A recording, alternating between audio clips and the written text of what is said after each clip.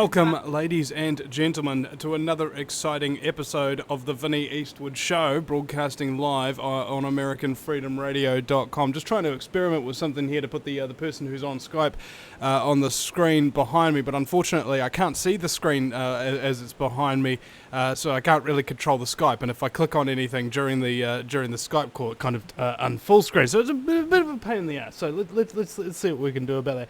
Now, I have no idea who my guest is, what his name is, or anything like that, because we just got him like in the last two and a half minutes. Whatever your name is, welcome to the program.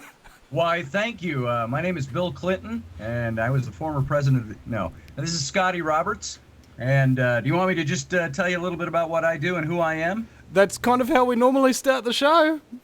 All right. Well, let me hold to your tradition then. Scott Roberts. I am an author and let's see, where do we even begin? I've got 2 books out with New Page Books, a third that I am part of a anthology with, and I have a new book coming out with them this October.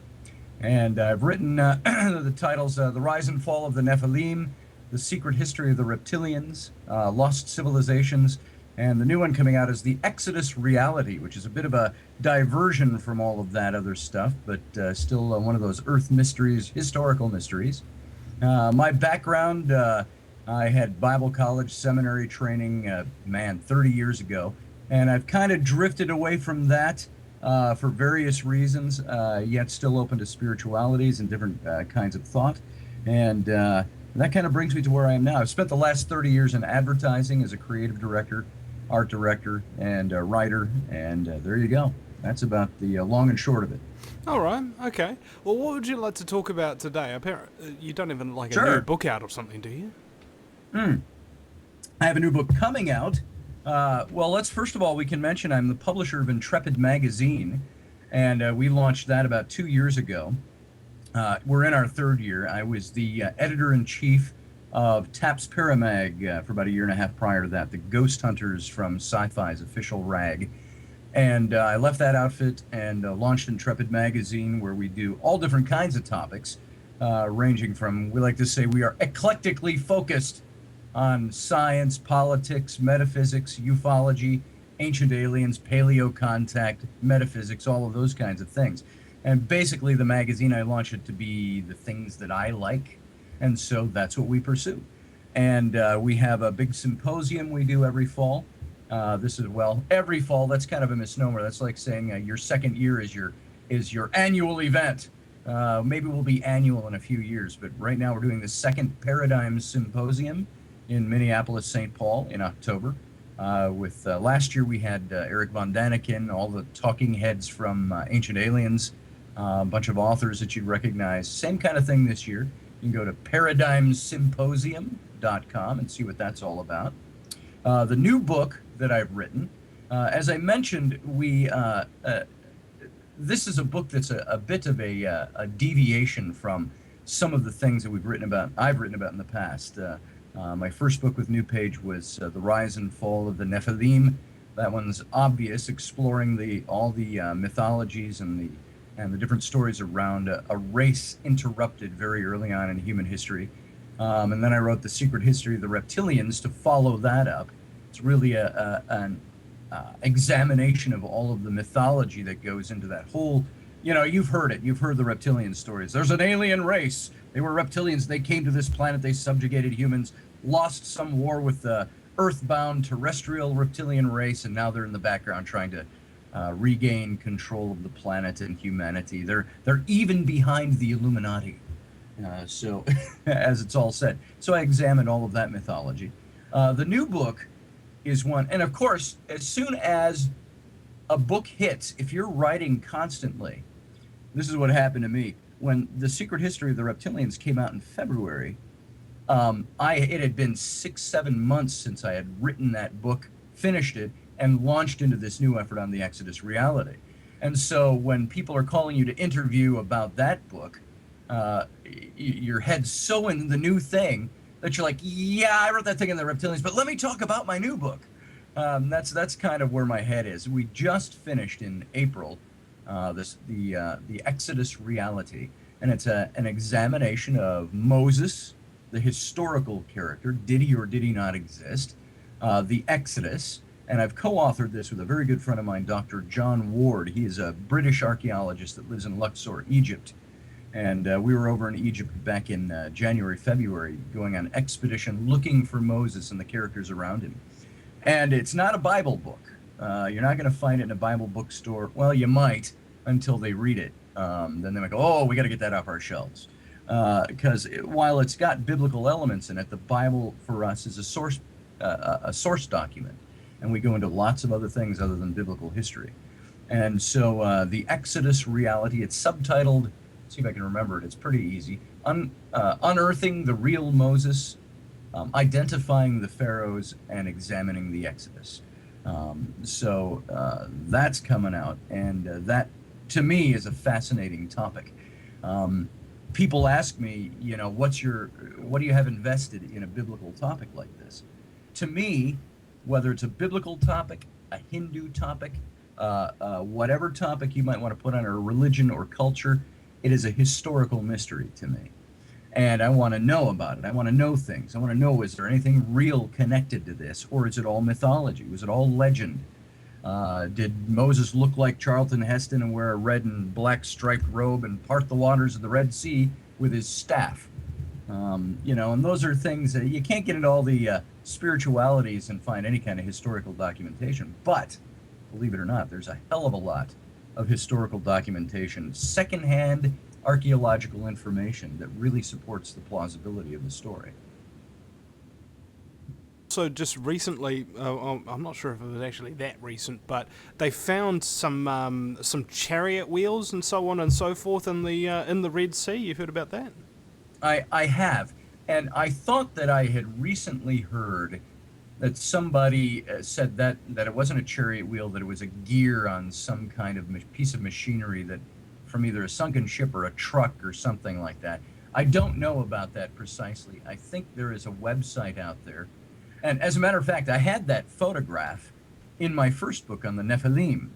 And the reason it was in there, the reason I talked about Moses at all in that book was the word Nephilim is sourced in the Hebrew Bible in a book that Moses was purported to have written.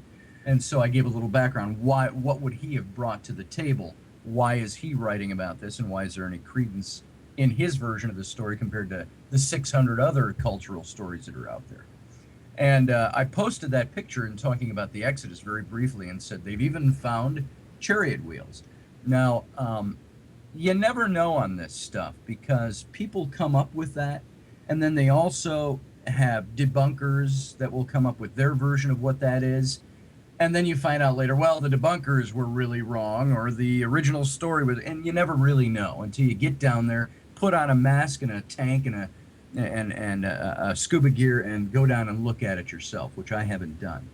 But I will say this, where they locate that chariot wheel is at a little pinch on the Red Sea, one of the narrow portions as you go up. If you know the map of the area, and don't you love that when people go, like when you go to anybody who's from Michigan, you know, Michigan is shaped like a hand, and we're up on the thumb in Detroit.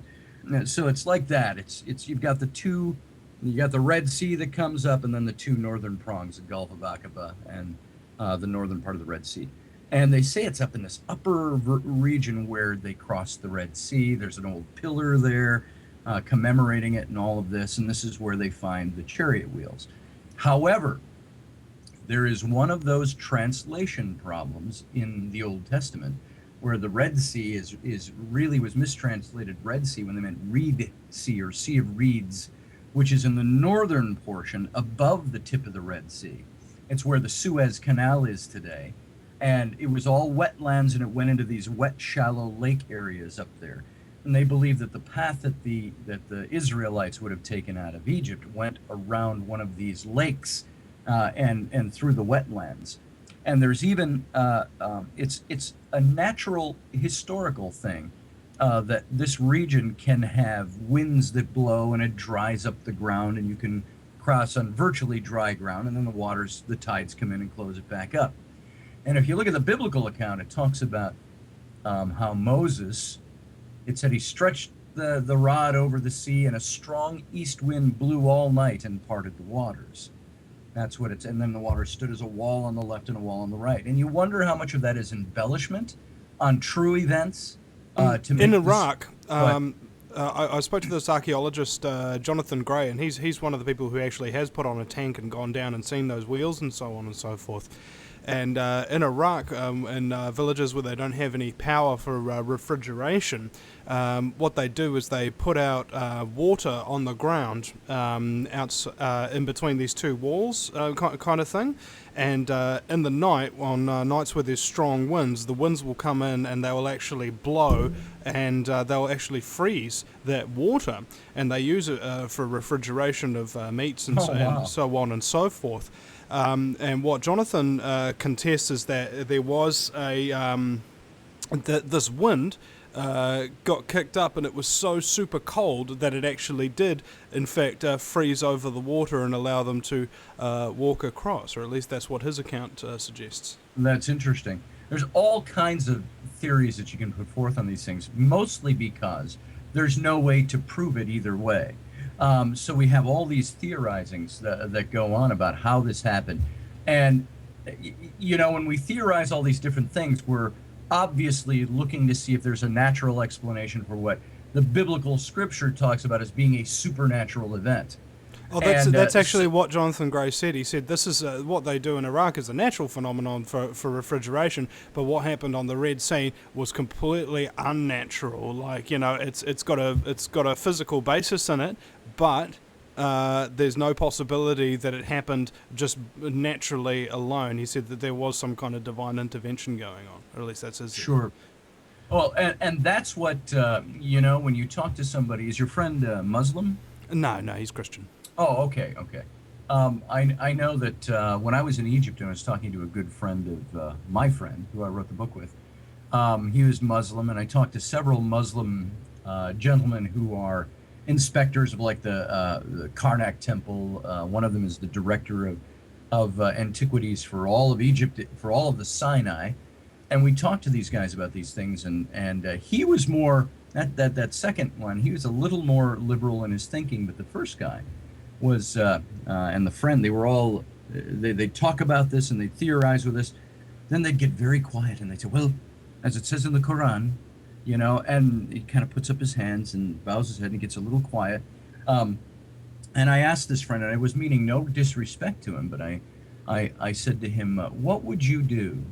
How would you react if you found out that the things that you believed on a religious or a spiritual level were somehow controverted by historical evidence? What if you found out that, say, that didn't happen that way, that it happened this way? And I said, I'm not challenging your faith. I'm just asking, how would you deal with that on a personal level? And he just simply went, he kind of waved his hand and looked down and he said, it's as it is written in the Quran. And that was his take on it. And so I think there's some fear with a lot of people of, in whatever religion you're part of, if you believe these things, there's that fear of disengaging yourself from it. I was very Christian, evangelical, thoroughly conservative, fundamentalist Baptist.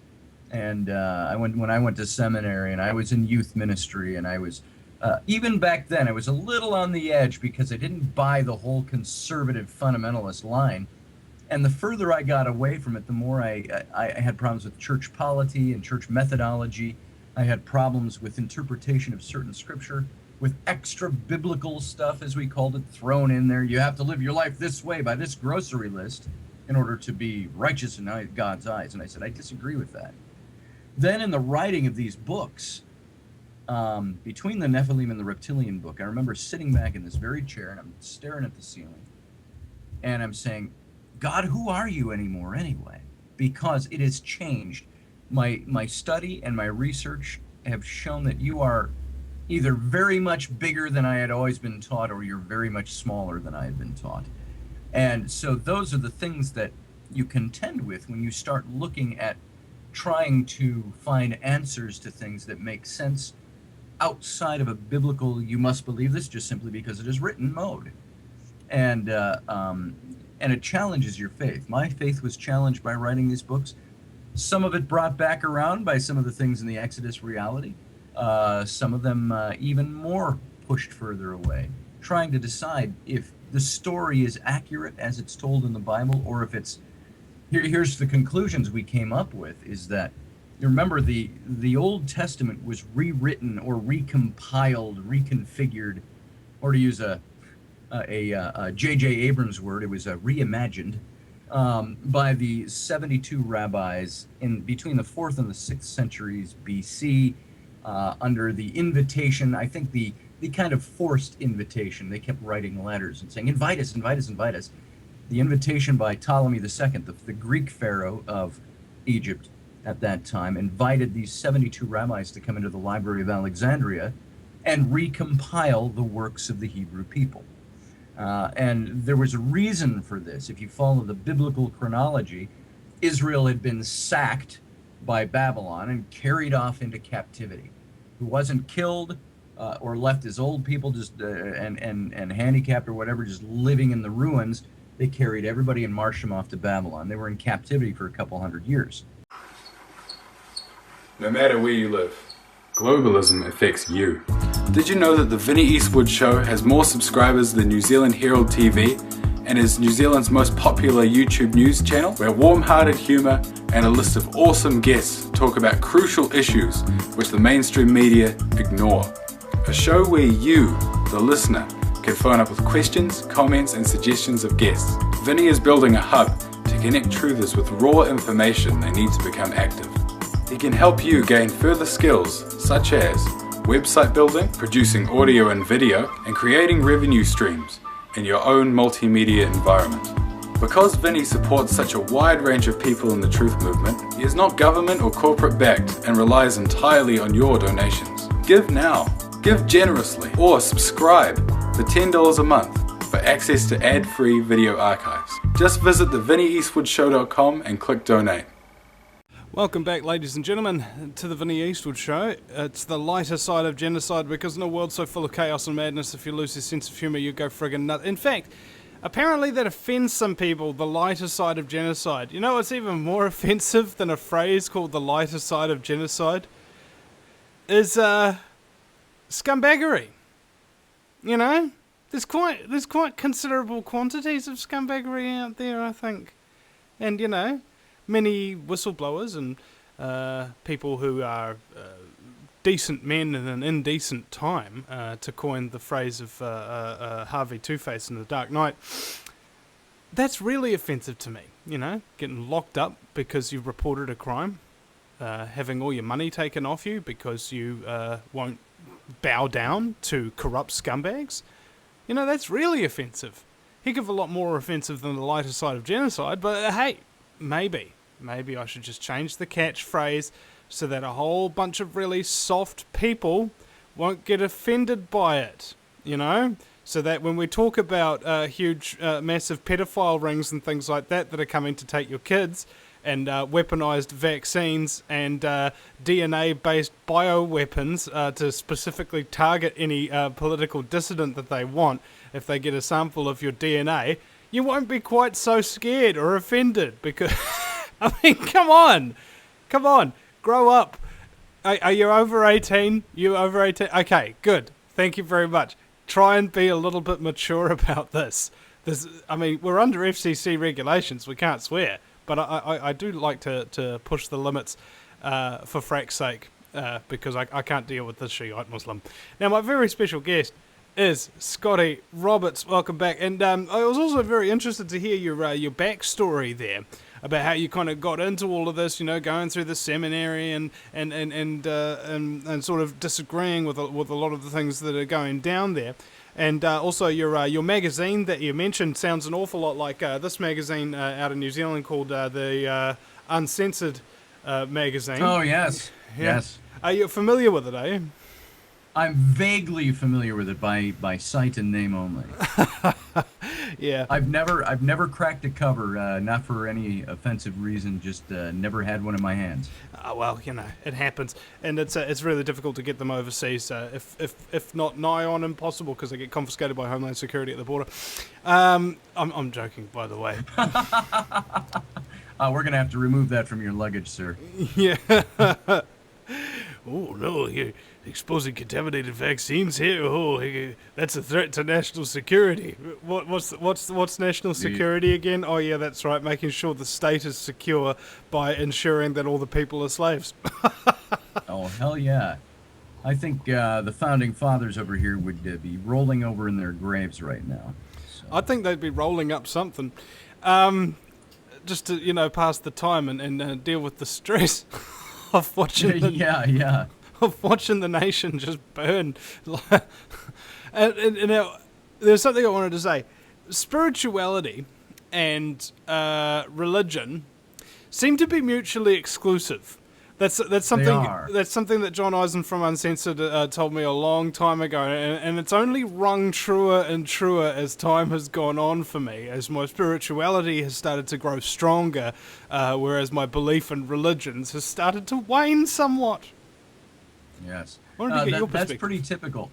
I think that's very typical, especially of our generation, and I'm only lumping you into my generation. I'm sure I've got good 20-25 years on you, but what I mean by that is the current mindset nowadays, the people living now, more so with your generation than from mine, is that we are drifting further and further away from those traditional values or those traditional foundations that were ground into us. And we may come full circle. But I think most of us have gotten to that point of saying, don't tell me what to believe. Let me discover what to believe. If you tell me what to believe, I may not believe it. I may not end up being there. It's like, how many kids do you see who follow exactly in their parents' footsteps politically? Generally, the next generation wants to go, I don't want to have anything to do with that because that was dad's politics. I'm going to do my own thing. Obviously, you've never heard of the Bush family. Well, that's a little different. That's a little different. When you've got I don't mean this in a derogatory way, but when you have a dynastic family like that, that's the kind of stuff that's going to happen. Look at the Kennedys, the same thing. How many conservative Kennedys are out there? How many Kennedy children got locked in the closet until they swore they would be liberals the rest of their lives? I thought it was locked in the closet until they masturbate and reveal their sexual past. Well, there might be a little bit of that, too. So. And, the other element is it's also dynasties seem to be, I don't know, there's like certain levels of them, like doctors, for example. Father's a doctor, son's a doctor, grandchild doctor, so on and so forth. Police, in New Zealand, in New Zealand, the lawyers and judges and everything like that, like most of them are actually like related, by at least first cousin. Oh, really? Like the majority, I think. I forget the statistic. It's something ridiculous. Like there's 160 odd high court justices, and like 120 of them are first cousins or something like that. It's really freaky. Wow. Yeah. No, it's kind of like that's almost like the Levites in the biblical Hebrews. The tribe of Levi were the priestly class, and they were the one that carried out all the dirty work and all of that. So also inventors of the pants known as jeans. Oh, there you go. Yes, absolutely. Which I happen to be wearing. So I happen to be wearing jean shorts. With a suit jacket on, but of course what's your temperature like over there? It's getting warmer because I have a heater going, but in general it's not that toasty. It's summer here. I'm in Wisconsin, just a few miles from the Minnesota border. Minnesota considered to be the icebox of the United States, and which is a misnomer. In the wintertime, yes, it can get 30 and 40 degrees Fahrenheit below zero. But that's for a couple of weeks at a shot. Then you go into the summer months. We've already had up into the hundreds with very high dew points and humidities. It's damn near subtropical here sometimes. So you get the flip side of the seasons up here, which has nothing to do with anything else other than to say our weather is wacky too. Yeah, I remember something Lewis Black said about Minnesota winter. He says he was watching a weather report, and he says, it's 20 below. That is not weather. That's an emergency condition. And if you had any brains, you'd call the federal government and say, get us the frack out of here. Yes. Please send choppers. Yeah, it can get kind of dire in the winter here, but we have that wonderful thing called indoor heat, and we've got snowplows. I got to tell you, it snows here. This last winter, it would snow, and within 2 hours of snowing, the streets were clear, because if you had 2 feet of snow dumped on you, it'd be clear. So the infrastructure is here to live in this climate, I guess. So, and we're not quite frozen Arctic tundra yet. You still have to go a few hours north to hit that. How many hours sunlight do you get a day during the dead of winter? Well, we actually get pretty good hours of sunlight. Our sun, in the middle of summer at the equinox, sun will come up about 4:30 in the morning, and it won't set until almost 10 o'clock at night. So now the winter, it's a little different. The sun comes up at 7:30 in the morning and sets at 4:30 in the afternoon. So yeah, it's almost like you start thinking of that movie 30 Days of Dark. 30 Days of Night. Yeah. Of night, that's what it was.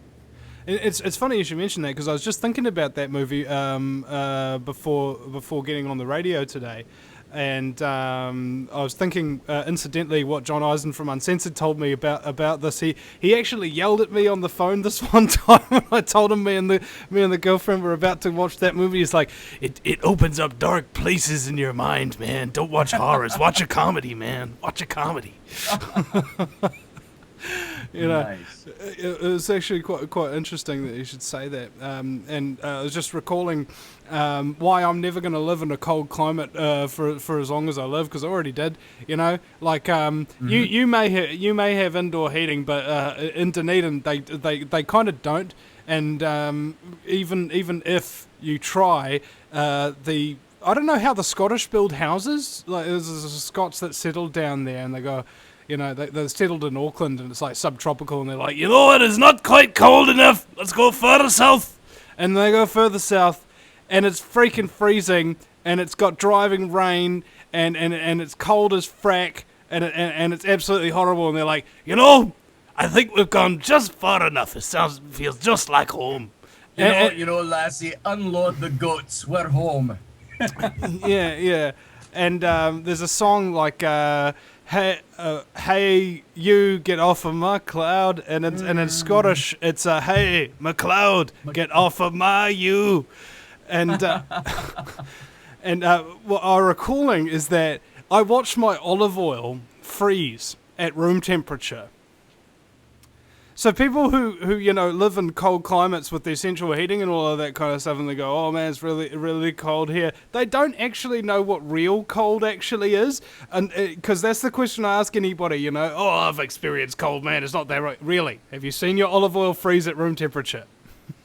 Now, what do you burn? If you don't have indoor heat, what do? Do you dig up sod and burn dried sod in the winter? What do you do for heat? Well, we had a really bad mold problem in our bathroom, and we asked our landlord to come and see about it, right? And he lives just across the road, so he came over about 5 months later. And he said, "Oh no, there's no problem here." He just rips off a big chunk of this wall that he just kind of like painted over, and it's just all black mold there. He's like, and we're like asking him for a dehumidifier, and he goes, "Oh mate, it is pretty bad. I'll get you a dryer." So he gets, and there was only one power plug left in the house, so we closed off all the doors. Like the hallway was actually a smaller room because we had these real high ceilings and these really large rooms, like impossible to heat. So if you closed off all the doors in the hallway and then put the dryer there, it had no outlet or anything, so all the hot air would come out of the dryer. So we just put two seats next to the dryer, right at the rear of the flat, and just kind of huddle in our sleeping bags next to it for a lot of the winter. And how did you spend your winter vacation? Hey, but we did try and go skiing down the street when it snowed. It snowed once when we were down there, and we got maybe about 30 minutes sunshine, like right in the very, very early morning per day on our house. We were just on the wrong side of the street kind of thing. and the snow was still there 6 months later. Oh, nice. On That the reminds me. on the That front reminds me lawn. of a very bad joke I can't tell you, and I don't even know why I mentioned it. Well, I'll tell you a It was really bad joke about the Canadian hitchhiker. He's hitchhiking. It's a blizzard and it's real snowy. It's real cold, and a trucker comes up and pulls up beside him and grabs his hand to pull him into the truck, and the hitchhiker's thumb snaps off. Oh, that's cold. Yeah, that's cold, man. The one I was thinking of was, and I could probably say it because it sells on the bookshelves. It's Drew Carey's Big Penis Jokes. Mm-hmm. And he had a joke about snow. And he was talking about, you got your finger on the button? Just in case. He said something about, mine is so big. He said there's still snow on the end of it in July. So there you go. That's all that reminded me of. I know that's about as academic as I get today. Well, that's good. That's good. Well, seeing as we've been talking completely off topic, the reptilian side of thing, I was wondering because I had somebody, one of my listeners, tell me yesterday that I can shove David Icke up my ass and I'm spineless because I won't expose him or anything like that. What's your take on David Icke? Because I just think he's if the New World Order wanted to control people, why in the hell would they use somebody like David Icke to do so? I mean, he's exposing the planned agenda and all of that kind of thing. He's working directly counter to whatever their goals are, if that was the case. Well, it's interesting. I wrote a bit about David Icke in my book on the Reptilians, and I think I have successfully lopped off any possibility of ever having a live interview with him after writing that stuff. I say, David Icke, just look at the man and say, if there's a guy that wants to go out there and teach his basically his new age teachings and get people excited about, expanding your soul and becoming something wonderful and all of this, more power to him. Who cares? I have other things to do, but if that's what he teaches, then more power to him. But when he lapses over into this fringe teaching of these reptilian entities that live here on the planet trying to take us over, that all these famous personages are actually reptilians in cloned human skin. The Queen Mum is obviously a reptilian. And, when you start getting into that stuff, you start getting into areas where you're either one of three things. You either really believe it and you're kind of a nut job. Two, you don't believe it at all and you're just putting stuff out there to sell books and to get people interested in hearing you speak because you're tapping into that psychological need that people have to know that there might be, or to think there might be something else.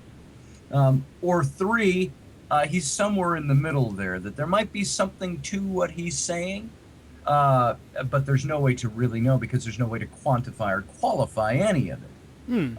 You've got like bacteria, for example. There was a theory of bacteria long before they had microscopes able to observe it. Well, very true. Because we can't observe these characters, because we can't... have you seen the famous, now famous Jesse Ventura interview with David Icke? Oh, yeah. I love that where Jesse looks at him and says, I just want you to answer my question. And Icke is, I don't think I have to come across that way. And you have this, and then David Icke walks off. And because what Jesse Ventura was accusing him of was just doing things to make money. This is all a money-making thing for you then, right? Yeah, right. He gave up his BBC broadcasting career in order to make money. Right. Well, let me ask you this. Do you think a guy that puts forward the things that he's put forward might not have been already seen in broadcasting by those in power going, I think this guy's a little tainted in the head, do you think? Before he even got there. Because to do the things he's done, the phases he went through, and all the junk that he's done and put forward, even 20, 25 years ago, you don't go from being news broadcaster, sports broadcaster, and so-and-so kicked a goal today, to I'm wearing all turquoise today. This is my turquoise stage because this is the way I get power. I'm a son of God. And, you don't lapse into that overnight unless you've made it up, or you're edging your way there ever slowly but surely. Or you've had some kind of really profound experience. Like, I remember when I was in Dunedin, I got busted for selling cannabis, and I previously believed entirely in the system. I actually told the police, yes, I've been selling weed for about 8 months at university, about an ounce a week and that kind of thing. And it was only after I found out that even despite my confessions and everything like that, they still made up evidence, that I completely did a full switch around. The entire system suddenly came into aware, and I became a completely different person overnight. Now, you changed ideology. Let me ask, did you start doing odd things? Did you start claiming odd spiritualities? Did you start, or by odd, I mean different? Absolutely. Okay. When I was in the cells, I tried to make myself a stone. Like I put myself into the lotus position, which I'd never done, and the pain and the fear and the horror of being in there. Like, this is the first time I'd ever been arrested, and I hope nobody ever goes through this thing that I've experienced. It's kind of half of the reason that I do what I do. I just wanted to make myself a stone so that I wouldn't feel what I was feeling, and I transitioned into this solid state where I didn't blink for what must have been about 40 minutes. Like I'd completely changed. There was something completely different about me. I'd utterly detached myself from reality. So I can experience. I've experienced these kind of really deep, profound suffering and pain and things like that, and that can change anybody. Well, certainly, and of course, there's a load of questions that come behind that, but that's a great segue into talking about something that comes to mind. Is something I wrote about in the Exodus Reality about Moses. When we talk about the burning bush and that whole experience that he had. Keep in mind, Moses was thoroughly Egyptian when he left Egypt. Then he went and married the daughter of a pagan high priest there in Midian, and he spent another 40 years in the Sinaitic religions, the Canaanite religions, the Sumerian religions. And it wasn't until that what he writes as being this experience of seeing God in a burning bush that changed his life forever. And he had his spiritual epiphany. The big question, however, behind it is this. He's the guy who said he saw it. He was the one who wrote about it. Nobody else was there. Nobody else saw God in a burning bush. And this was his story. And this is what drove him to do what he was doing. So in order for him to go back to Egypt, at least by the biblical story, there had to be a huge motivation, because he wasn't about to do that at age 80 years old. But he moves to do that. And yet you see that these people did not connect with him. You look at even the story when they go to Mount Sinai and Moses goes up in the mountain to get the tablets and all of this. There's actually in the vernacular, if you read the text, go back to the Hebrew and look at it in the vernacular, that's where they come to Aaron and they say, "Where's this guy, Moses?" That's in essence what they're saying. They say, "Where is this man Moses who let us out? We don't know who he is. We don't know where he is. He went up into this mountain. Build us a god." And they build the golden calf. And these are not a people who were Jehovah worshipers. They were not a people who were Israelites by anything but blood. They were all thoroughly Egyptianized. They built an Egyptian How exactly god. did they get a gold foundry out there in the middle of the desert is what I want to know. Well, now, what's very interesting, there's a couple of things. First of all, I believe that there's a little mountain that John Ward and I went and climbed up in the Sinai. It's not the traditional Mount Sinai site. It's a little place called Serabit El Khadim. And we were the guests of Sheikh Barakat there, and he put us up in a tattered Bedouin tent on the desert sand overnight. There we are in the middle of the Sinai desert, the wilderness, with nothing there. And we're out there in this little tent, and we climb this mountain the next morning. And up on the top of this mountain, there's an old temple that's been in ruins for over 3,000 years, the Temple of Hathor. And Hathor was the calf or the cow goddess of Egypt. And around this temple site, in all the mountains and all the craggy plateaus around there, this was the mining capital of Egypt. This is where they were mining mostly turquoise and copper, but this was a big mining station there. And so when they would have visited this mountain, that would have been an operational site with this memorial and this sanctuary up on top of this little mountain.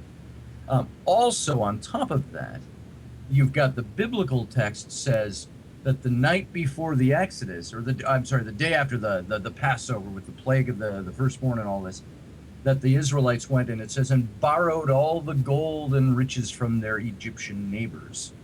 Now, I think that's a little under-embellished. They didn't borrow anything. It meant they sacked Egypt, and they took all their gold with them. And so this is what they had. Everybody surrendered this gold that they had taken from Egypt. They plundered Egypt. That's what it says. And this is why I think, by the way, you don't have much mention of this in Egyptian documentation. You look at big temple walls and chiseled inscriptions of these great pharaohs and these monuments. There's not a single one of those pharaohs that's going to say, yeah, and this slave caste we had, they kicked my ass and they stole all our gold and they pillaged our country. You know, that's not what they did. They built themselves up. These were memorials to their great deeds. So you're not going to see that stuff inscribed. You are going to find other telltale signs, though. But I think, you know, Moses was like you in that jail cell, probably to a certain extent. I don't know what circumstances, after being 40 years there, led him into that, but something gave him an epiphany, and it changed who he was. And nobody else around him, I think, really deeply believed in his epiphany. And it's very evident by the way they acted. You know, they're always complaining. Oh, you took us out here in the desert to die? Weren't there enough graves in Egypt, they ask him. You know, hey, there were leeks and onions by the Nile over there. What do we got here? We got dirt. You know, and this is the way they were talking to him. This is the guy. This was not the great lawgiver to them. This was remember, it was a whole generation had to die off before they accepted the teachings of Moses and his. As Obi-Wan said, who's the bigger fool, the fool or the fool who follows him? There you go. And so they all followed him into the desert. And there's an interesting thing. In my book on the Nephilim, I write this chapter about Moses, and I call him the Pharaoh God of Israel. As you remember, the pharaohs, they were brothers to the gods, and they were gods themselves. They were deified. And in order to lead those people, I think Moses took on the persona of a pharaoh. He equated himself with God far too many times. And sometimes it's very obscure. There's something you'll notice in the writings. It says, it's in the book of, I think it's later in Exodus or early in Numbers, the book. And it talks about how Moses pitched his tent outside the camp, and the pillar of cloud would descend on his tent, and there God would meet him and talk to him face to face as a man would talk to his friend. And then 9 verses later in the same chapter, Moses says, but no man can see God's face and live. So what was he saying in that great contradiction? He was saying, no man can see God's face and live, but God talks to me face to face as a man talks to his friend. You know what he was doing? He was thoroughly Egyptianized. He was raised in the palace. The man who I believe he was had 92 royal titles bestowed on him. One of them was Grand Vizier. The other one was the hereditary crown prince of Egypt. And if he was in any way, shape, or form aligning himself for the throne of Egypt, he would have been considered a brother to the gods. And this is what he brought to the table to rule these people, because this is what they understood. And so he was equating himself. And I believe, I'll just give you it's like going to the last chapter in the book here. I believe that Moses was a man named Senenmut in Egyptian history, mid-18th dynasty, mid-1500s, 1400s BC, 18th dynasty. He was the Grand Vizier to Hatshepsut, the female pharaoh. He was in the line of pharaohs, Tutmosis I, Tutmosis II, Tutmosis III. This is the guy who I believe he was. Now, the name Senenmut was the name given to him by Hatshepsut, who I believe was the young princess who found him in the Nile. She bore the title Pharaoh's daughter in real history. She was the daughter of Tutmosis I. And I believe when she found him, it says of Sennacherib, all we know about in history about him is that it says he was born of commoners, and that he was raised to this lofty status, given these 92 royal titles, Grand Vizier, which is one step off of the Pharaoh's throne. But his name, Senenmut, means mother's brother. It meant, I, Hatshepsut, your mother, am elevating you to the status of brother with me to the gods. Which gave rise in modern times to the phrase, a brother from another mother. A brother from another mother. Exactly. Those Egyptians did some wacky things when it came to... And, you know, this woman, who I believe is the same woman who found him, and we claim by the biblical stories, this is the mother who raised him in Egypt. I don't think she raised him as a mother. I think she raised him from mother's brother to that status, because there is a lot of theorizing that Senenmut and Hatshepsut were actually lovers. If you get in mind the... So they were a brother from another mother... something. I mean, Egypt was like that. She was married to her brother, who died off early because he was kind of sickly. Go figure. But they didn't have a child that was an heir. She had a daughter with Tutmosis II, and that daughter, Senenmut, was the tutor to her. And tutors, keep in mind, were not wet behind the ears school marms. They were usually military commanders, officials of great status. They were the pharaonic tutors to the children. Wasn't it Aristotle and some of those great philosophers back in Greece? They were tutors as well, weren't they? I believe so. Off the top of my head, I'd have to go reference it. You know, I like what Einstein said. Einstein said, "I never bother to remember anything I can look up." So I figure I'm not forgetful. I'm not an idiot. I'm just a genius. Yeah, so, yeah. I'd have to go look that one up just to verify that fact, but I think you were correct. Yeah, I think it was Alexander of Macedonia, commonly known as Alexander the Great, was tutored by one of the great philosophers. I forget which one it was. It was name escapes me. Somebody will probably that guy with the robes, you know, the beard. Yeah. Which comprises which comprises about 80% of all known philosophers. Right, that's like except in modern times. In modern times, they not only have the robes and the beards, but they also have a moth-eaten cardigan. There it is, and Argyle socks. But you know, in my younger days, I was an entertainer at the local Renaissance festival. And I would always invariably bump into somebody who said, "Oh, you worked at the Renaissance Festival? Do you know Joe so-and-so? You know, he's the guy with the long hair and the goatee."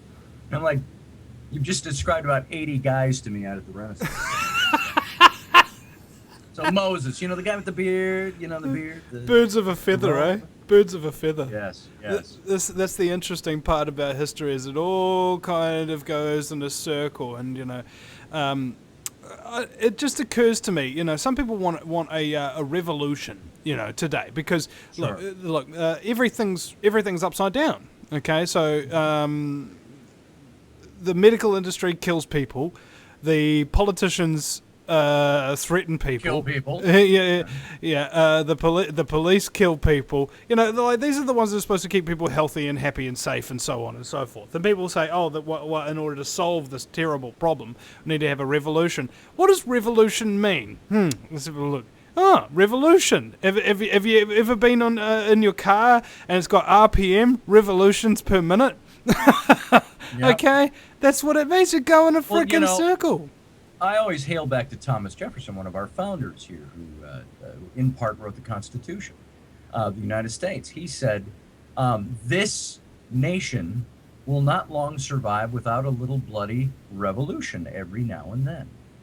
And it was more a lighthearted type of statement. He was one that's saying, revolution is constant.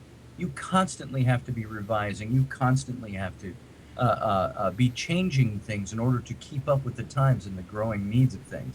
Now, I'm a purist. I'm one that in the United States, I believe the Constitution is the Constitution. You don't. I almost used a foul language word. You can use the words frack or Shiite Muslim. You don't Shiite Muslim with it, and that's just taboo. And to change the Constitution, you need to have a really good idea or a really good reason for it, and it needs to be well thought out. You don't do it willy-nilly just because, oh, we're part of the 99% and we want to rebel against that evil 1%. I mean, I find it really funny how 1% of the people do 99% of the work. We'll be right back, ladies and gentlemen, after the break at the vinnyeastwoodshow.com. If you take an active interest in maintaining the optimum health and well-being of yourself and your family, the New Zealand Journal of Natural Medicine is the magazine you've been waiting for. Having taken Australia and New Zealand by storm, the New Zealand Journal of Natural Medicine is now available in the UK and Europe. Visit www.nznaturalmed.co.uk or call 01626 337 531 to order your copy now.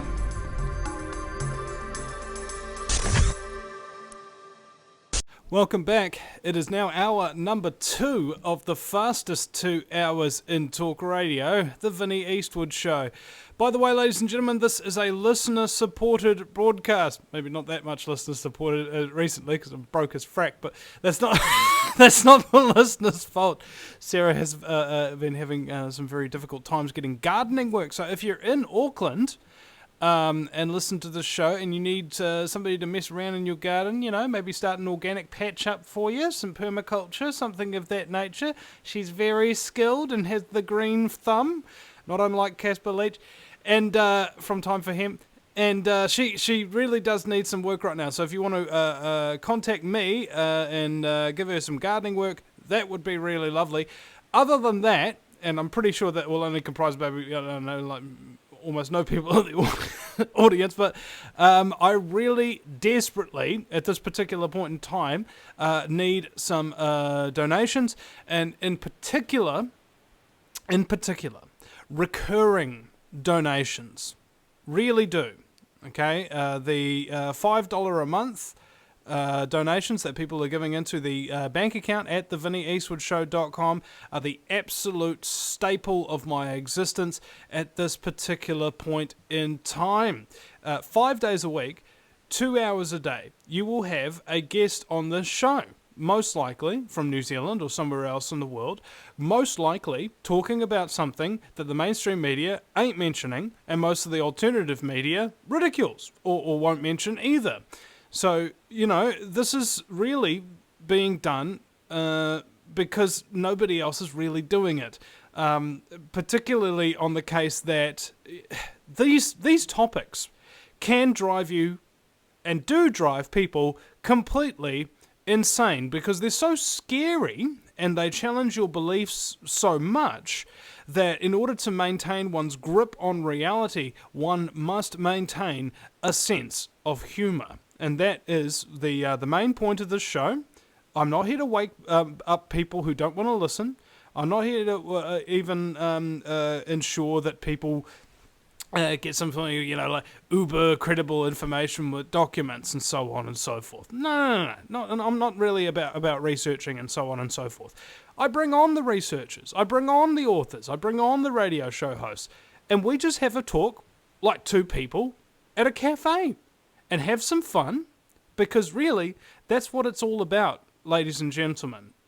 It ain't about doing something serious on the show in order to freak you out. It's about talking about serious things while having fun so that you don't go insane because of it, being one person who's already awake, if you know what I mean. So, Scotty Roberts, I think, is my guest. Welcome back. And I am. Yeah. Give us out your website one more time. Sure. I've got a bunch of them, but my personal website where you can see more about me, my work, and what I do, go to just my full name, ScottAlanRoberts.com.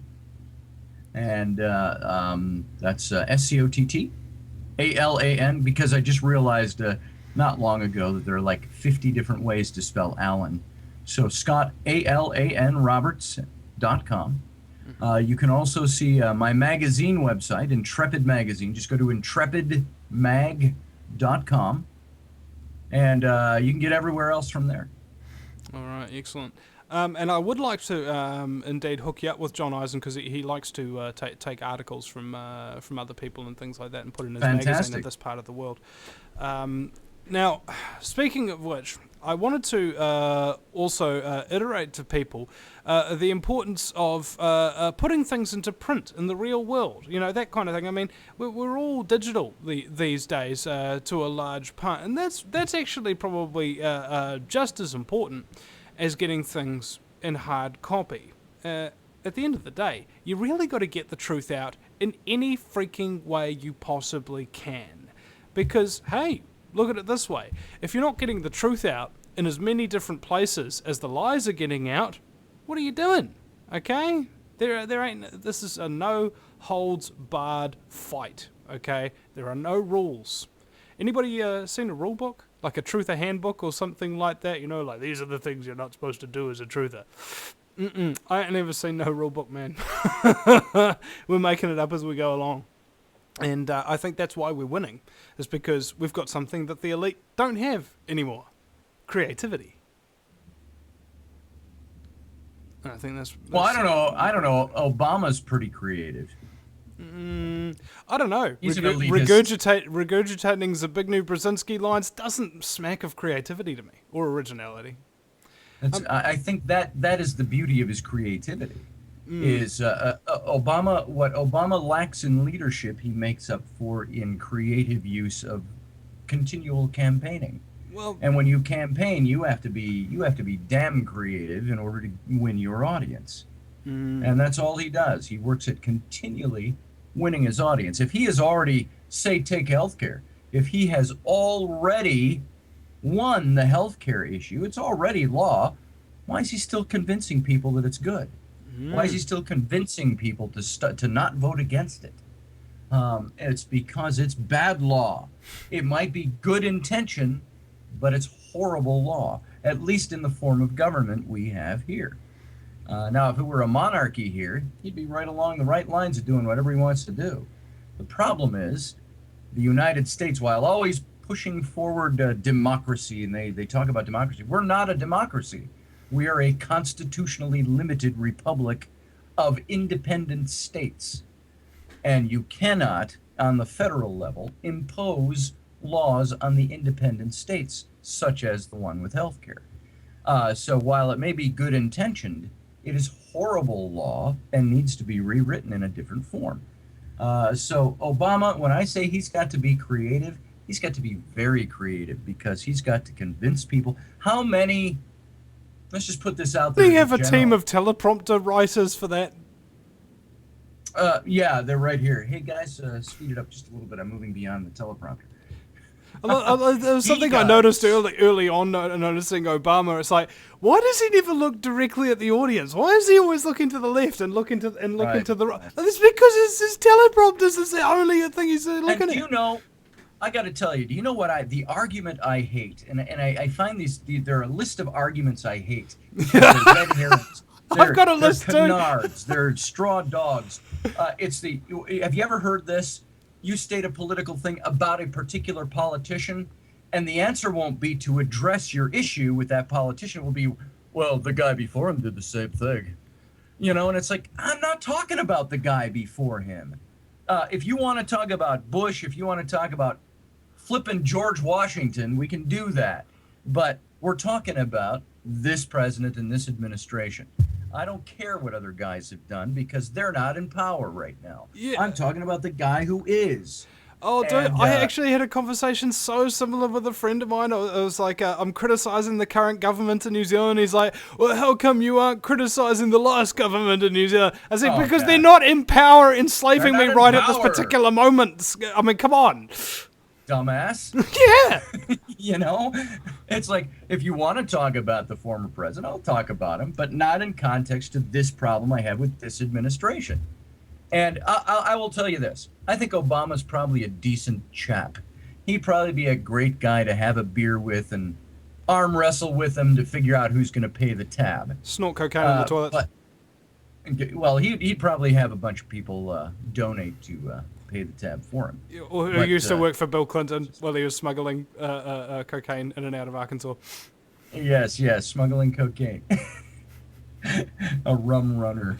But I used to be. I have problems with that kind of argument. That one, well, the last guy did it. Well, so what? I'm not the last guy's. If not anything, here, they just proved the point that there's no frickin' difference between any of the politicians that we have placed in front of us for the selection process, not elections. Now, I honestly believe that there are good people out there who are well intentioned, but what's the old adage? The road to hell is paved with good intentions. Having a good intention is mindless pap. It's bread and circuses for the masses. Here's your loaf of bread. Hey, we got gladiatorial games at 2:00. Come on, forget about politics. Just come and see some guys kill each other and eat bread. And, that's what our current state of politics is like right now. We're diverting attention from important issues with bread and circuses, the modern day equivalent of that. And that becomes, for me, very frustrating. Frustrating as a citizen, frustrating as somebody who's interested in the politics of the day. And this is what I see the current administration engaging in, constantly engaging in diversion of attention from what's really going on. And it's if I could find give me a man, and by man I'm speaking in general terms, it's like the old heroic movies, is there a man among you who will stand? Well, and woman too. I mean that, so I mean people. I'm not sexist or anything, but I'm making the general statement. Give me a man who will be honest about his beliefs, and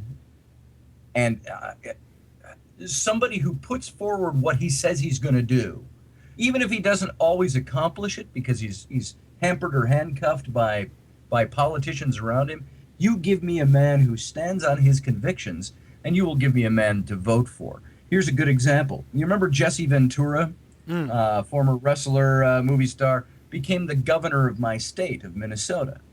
And when he was running about 20 years ago, I remember, God, it seems so current.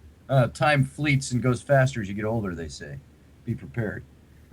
So about 20 years ago, he's running, and on the news, they showed Jesse walking down the street in some little northern town up here in the state of Minnesota, mining town, and all these people walking around him and gathered around him, and somebody's heckling him from the crowd. And Jesse turns to that person, he goes, "Yeah, well, I don't want your vote anyway, dumbass."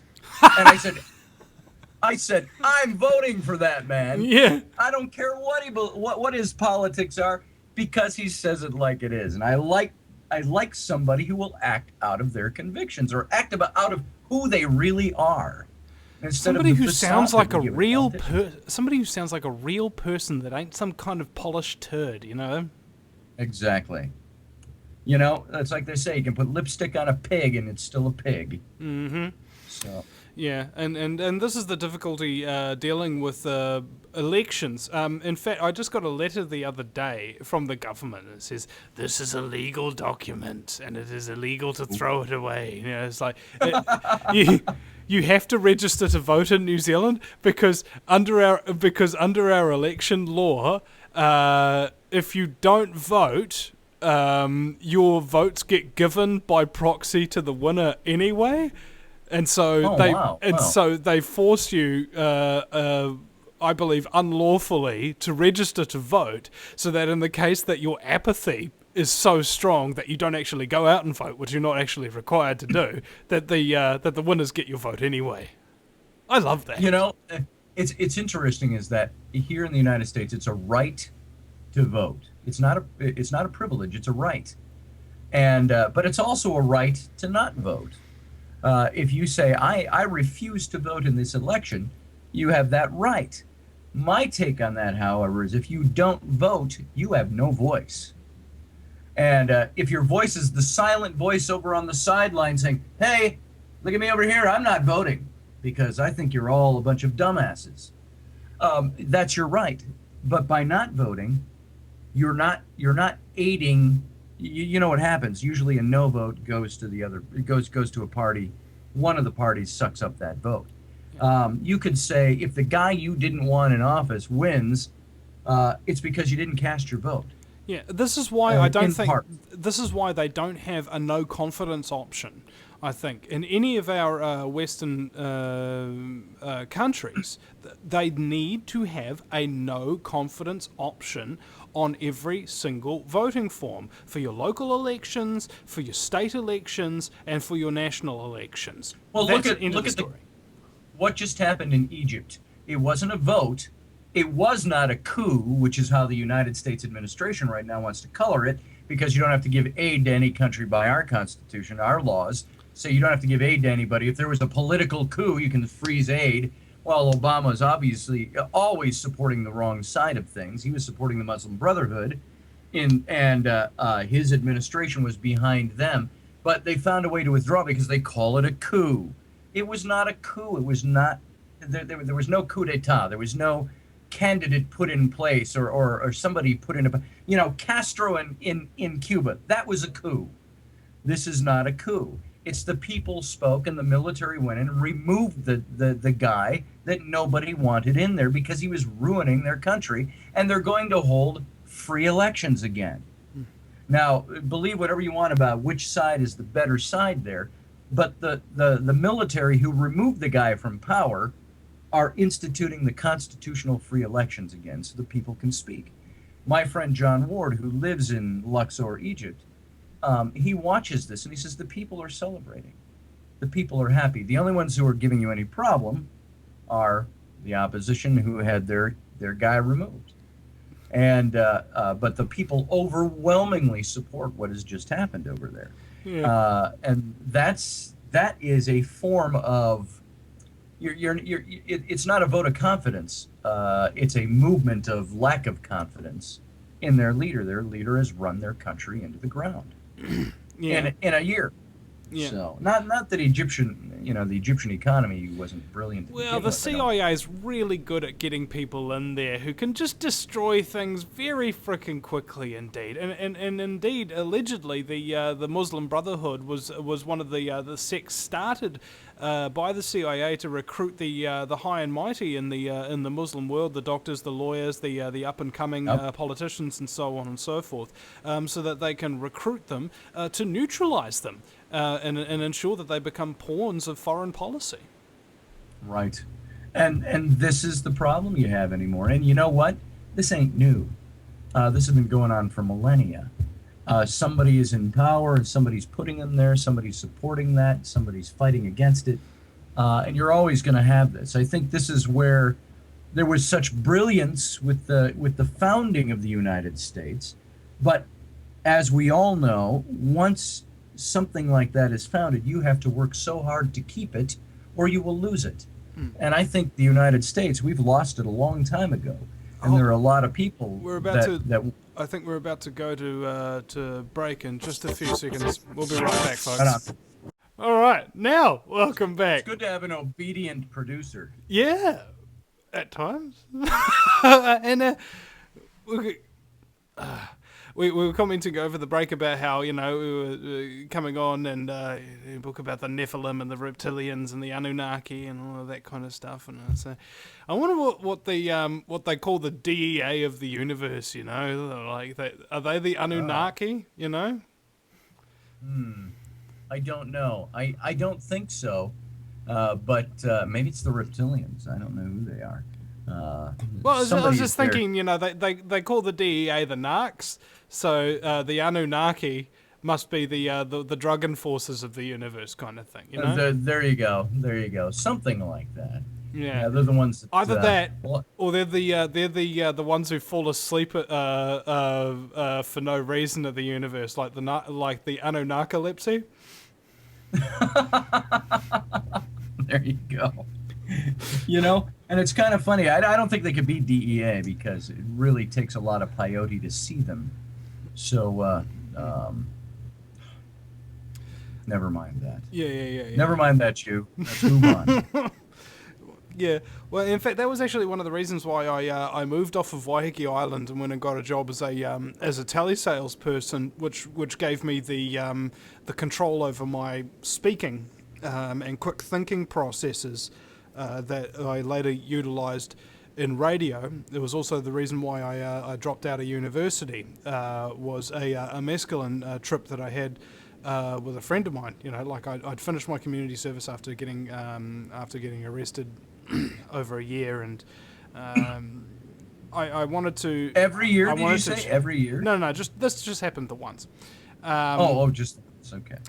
And it was like I could see through time, and I could see my future self and speak to him and ask him questions about what I should do, and that was what he recommended to me is to get off of Waiheke Island, go live in the city, go to university, get a job as a salesperson, and now, after a lot of bad experiences during, it was almost like I was messing with myself, telling me to do all these things that would make me suffer and have all my perceptions of reality like implode, and waste significant periods of my time doing things that were useless whilst gaining skills that turned out to be very useful indeed. Let me ask you something. You know the old phrase that says money doesn't buy happiness. Yeah. I would follow that up with a very quick, but the lack of money sure buys a hell of a lot of unhappiness. Yeah. So let me ask you something. If you could, completely hypothetical, if you could visit that future self of yours and say, what was the winning lottery number on April 22nd for this year? Would you do it? Would you find that, here's a question. Now, this is getting to the core of things of how people think. We have all this esoteric stuff we believe in and all of this political BS that we spout. We have all these wonderful thoughts that we have. But if you could find a way to make yourself bloody, filthy rich, and I'm not talking... the answer is yes. The answer is yes, I would. Okay, because I follow the direction of a fellow radio show host, Jack Blood. I asked him what's some advice you can give for somebody to be a radio show host and still be honest and a decent person even after 20 years in the game. And he gave me two pieces of advice: drink. Because if you don't have a few drinks every now and again just to relieve the stress, you'll go insane. And two is take the money. Okay? You're doing the right thing. You're helping people. You're being honest. You're caring for your community. You're volunteering, all of that kind of stuff. So if somebody offers you money, frickin' take it. Okay? And I'm all for that, man. Because that's another one of those things on my list, by the way, of the canards that we have, is that if you are putting your heart and soul into something and you're really sincere, you shouldn't want to have money for that. And I say that's a bunch of B as in B and S as in S. Mm-hmm. Because you know what? Even people who put forward good ideas need to support themselves, or they need to, it'd be nice if they could have a nice house instead of renting a crapper hole from some landlord down the road who doesn't care about fixing your walls. Because it costs him money.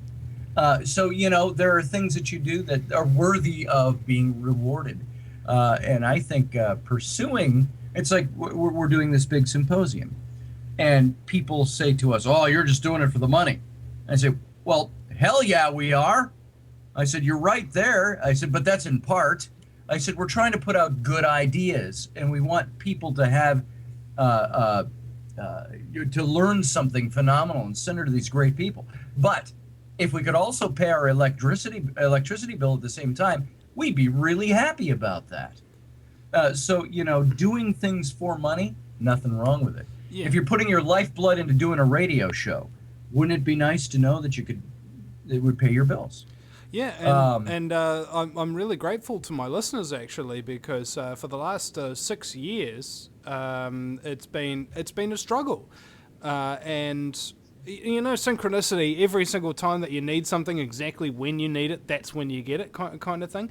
That's how I've been living, like a skipping stone on the pond. I don't know how many skips it's going to take until I sink down.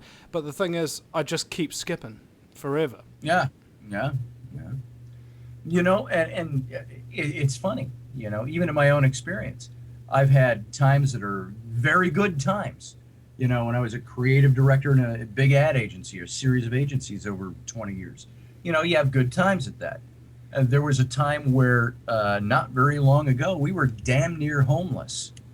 And we didn't know. I was working for myself. Things weren't going well. We got evicted because we were 4 months, not in a row, 4 months accumulated behind in our rent. And we got booted with a new baby in the womb, and a young 1-year-old child, almost 2-year-old child, and a 12-year-old son. And we're suddenly got nowhere to go, no money. Credit was in the crapper because of these declining couple of years.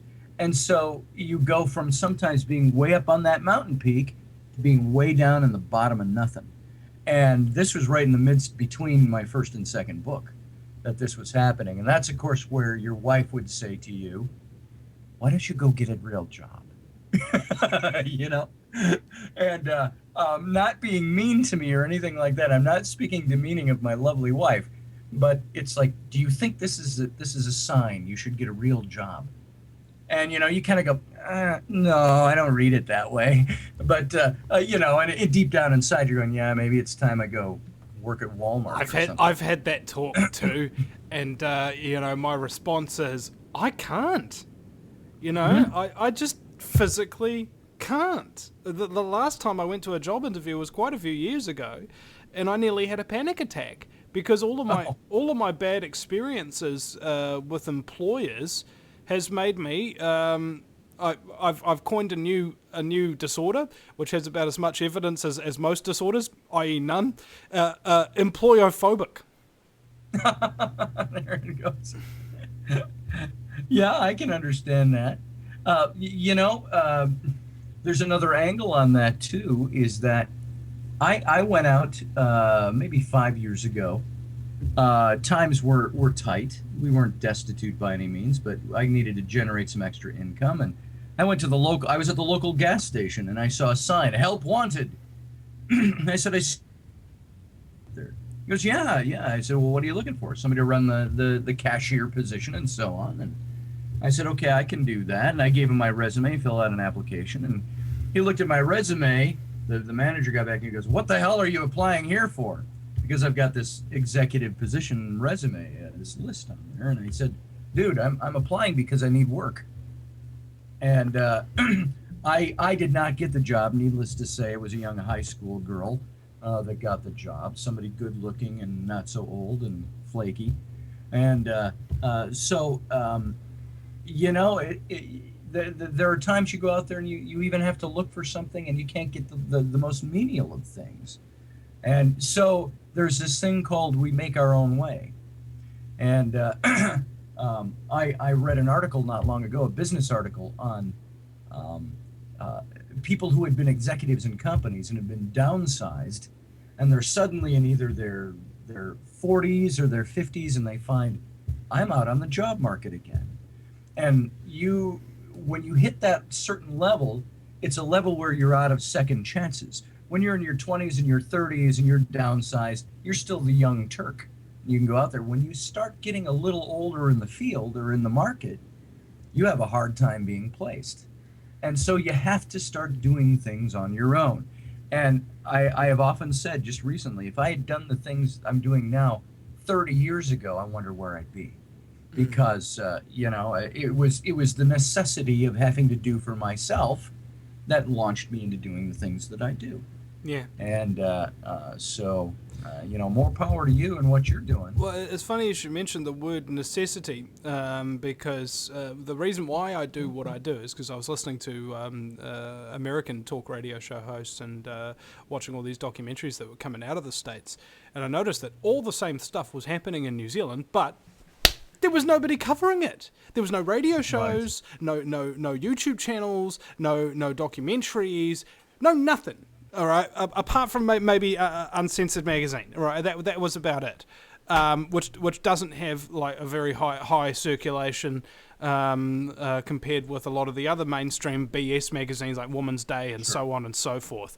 Which, and so I was just like, well, you know what? I'm just going to take personal responsibility because of the necessity of it. You need an alternative media that actually has some kind of integrity, at least a little bit of honesty, if not credibility.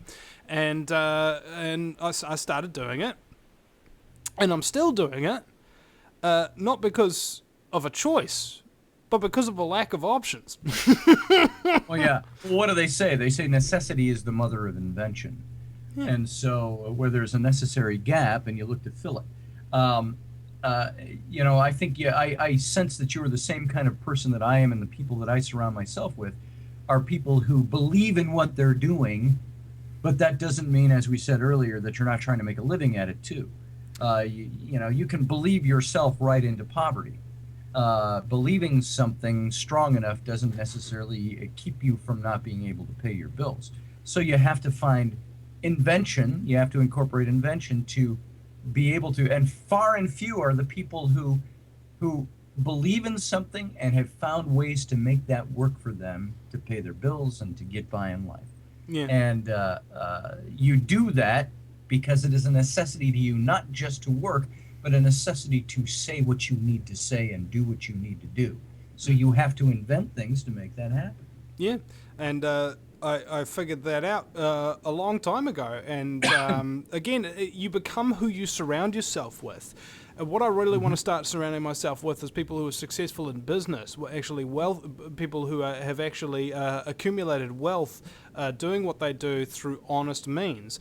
At the moment, I've accumulated a wide group of friends, but most of them are broke, not because they're not very good at their business, but actually because the government shut down their business and threw them in jail for spurious charges and so on and so forth. Surrounding myself with whistleblowers, activists, professors, doctors, and so on and so forth. And the difficulty being, like, I want to be able to bridge that gap. I would love to have a home that has a number of bedrooms that I can deck out with a studio, and have these people who come in from overseas to come to New Zealand and do speeches. Like David Icke came here one time, Professor Paul Connett from the Fluoride Action Network came here a couple of times, and so on and so forth. I'd love to actually have a place that's fully well maintained, is nice and comfortable, where those people can come and stay, so that they wouldn't have to have the extra expense of renting a hotel room or whatever, or burdening some activist who really doesn't have anything.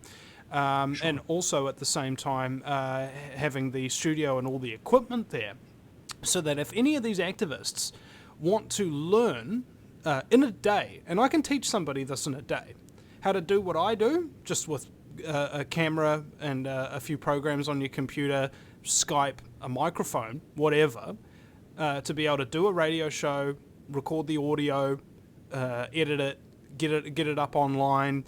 The same with the video, create a YouTube channel or whatever. That would be great, because it means that they wouldn't need me to do it for them anymore, and they'd be even more independent.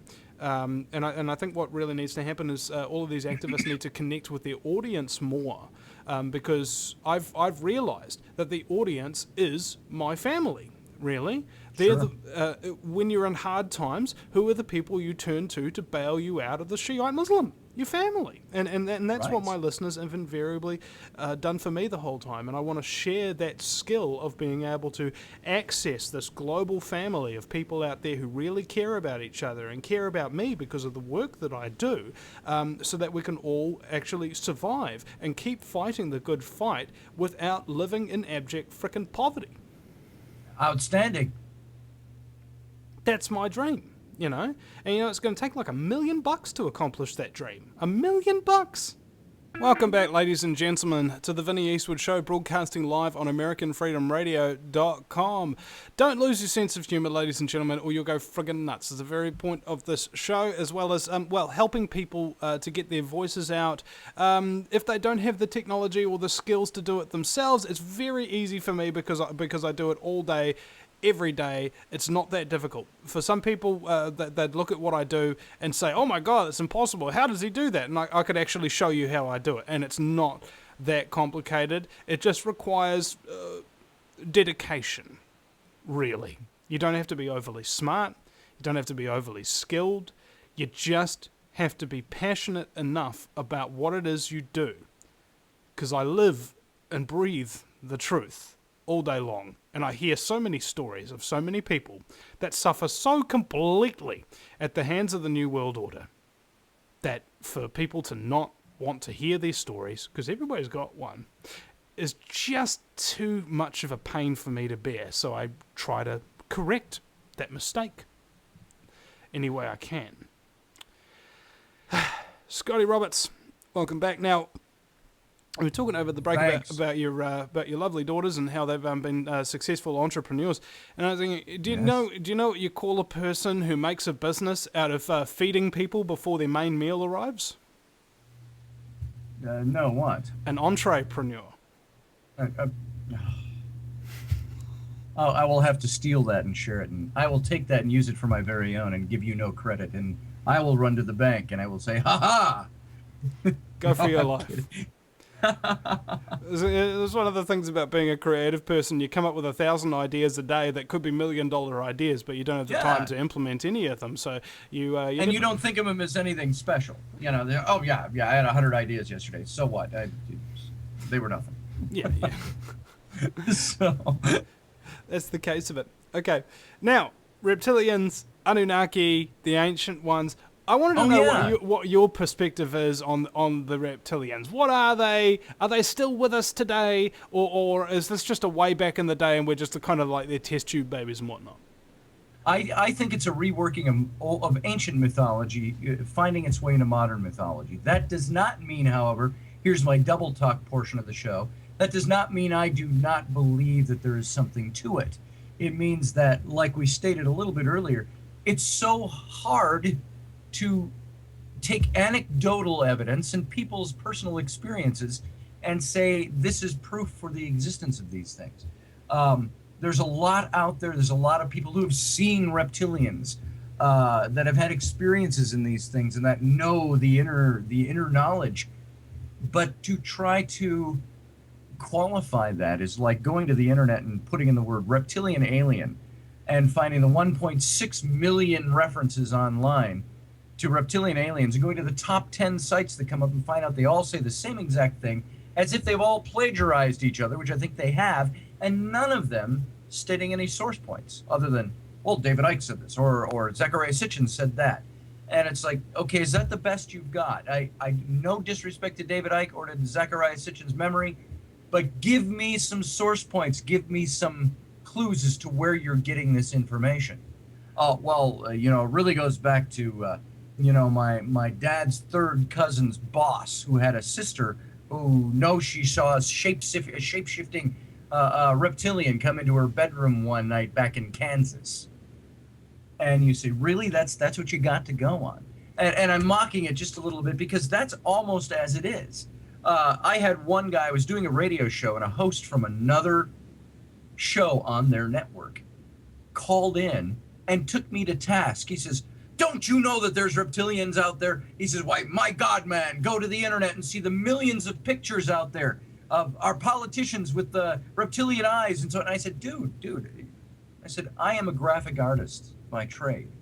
I've been in this for 30 years. I said, I could make you look like a reptilian in 12 seconds. I said, so I'm not saying all of those are frauds, but I'm saying, yeah, most of them are.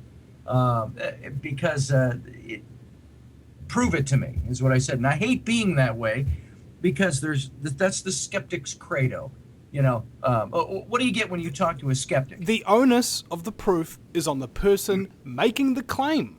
Yes. Always has been. Yes. If I told you, Kuato was a small man that lived inside my chest and he emerges and he will tell your fortune and it's accurate, you would probably want to say, can you get him out? Can you tell my fortune? And if I said, no, I can't, you're just going to have to take my word for it. And then he does come out. Wait, look at my shirt. Open your mind. Open your mind. There he is right there. Yeah, open your mind. Exactly. And, it's what was it, Carl Sagan's purple dragon in my garage syndrome. There's a purple dragon that lives in my garage. Oh, really? Can you show him to me? Well, he's invisible. Oh, well, why don't we put some flour on the floor and see his footprints? Oh, he floats. So he doesn't walk on the floor. And the argument keeps progressing as somebody keeps trying to find proof for it. Now, I believe there's two different kinds of skeptics out there. There is the big S skeptic and the little s skeptic, or small s skeptic, if you will. And I believe the big S skeptic, capital S skeptic, skeptic, they're the ones. Their answers to most things go like this. Can I say one thing? Yeah. There's actually three types of skeptic. The third one that you missed out was the dumbass skeptic. Oh, the dumbass skeptic. Yes. I actually called somebody who's a big crusading skeptic. I called him a big S skeptic. He said, "What'd you call me?" So anyway, the big S skeptic, they're like your Michael Shermer types, your I hate to even give him press, but the magnificent Randy, the amazing Randy. These are all big S skeptic types. It's where you might say, something like, well, I'm a firm believer that there was paleo contact and extraterrestrials came to our ancestors and they thought that these were gods and so we were actually visited by aliens. And Michael Shermer might lean into his microphone and go, no, there wasn't. and that's it. That's his argument. And, I was watching a television show on ghost hunting or something. It was a Larry King program, an old Larry King program. And that was Michael Shermer. No, it doesn't. And then he sat back and I went, speak up, man. Is that all you've got? Well, that's all he needed. Because he says the onus is on you to prove your case to me. Now, that's a big S skeptic. To me, a small s skeptic, like me, like a lot of the people that I do work with, we're the ones that say, well, that's a bunch of BS, at least from this perspective, until you can show me something. And you know what? It's an intriguing theory, but show me something. Maybe I can help you find something. I'm being overgeneral there, but a small s skeptic is not a denialist outright. A skeptic doesn't deny. A skeptic says, I need to see some proof. I need to see more to it than that. And of course, a skeptic can't get engaged in every different thing that comes down the alley at him. But a skeptic is somebody who questions, not somebody who denies. I call guys like Michael Shermer, the big S skeptics are really cynics, big C cynics. They're the C word. So that's what I believe. And they're also dumbasses for the most part. Yeah. And you know what? They engage in making money off of their books and their brand of denialism as much as the people they decry who do it from the other side of the spectrum. Other end of the spectrum. Yeah. In fact, they actually make more money because there's more people that are willing to engage in denial than people who are willing to investigate out there that have money. That's right. Now, there's in also fact, I was looking at an article that Dr. Kevin Barry, my colleague on the show before mine, he wrote this a number of years ago, I think. He lives in Wisconsin. And they did a couple of studies, I think it was out of the University of Kent, Michigan, where they did a little bit of analysis of about 3,000 comments on news websites and so on and so forth to gauge what the mentality is on people who are prone to believing in conspiracy theories. And what they found is, upon this analysis of the comments, that not only are conspiracy theorists 2 to 3 times more likely to comment on sections and stuff like that, so they actually become the majority of commenters, but on the whole they provide historical context and evidence for what they say, whereas on the other side the conspiracy denialists are far more likely to be aggressive and in complete and utter denial. Oh, well here's a good example. My associate Micah Hanks, he has the Grayland Report, and he's written the UFO Singularity for New Page Books, my publisher, and he's written several other books, and very well known out there in the ufological field. And he wrote an article that was responding to a skeptic's post about the giant skeletons and the conspiracy at the Smithsonian, all of this. He wrote a very reasoned article on that, and I know Micah very well. Micah is not drawn into flights of fancy or the conspiracy of the day or things like that. He's very reasoned about his approach. And the immediate response from the skeptics out there, well, you're a bunch of ancient alienists, aren't you? You know, you had that ancient alien conference and you do the ancient alien stuff and you write about it and stuff like that. Despite the fact that the things we write about it are not necessarily as proponents of it, but as examiners of it. And we were immediately started to be called racist. You're racist. Why are we racist?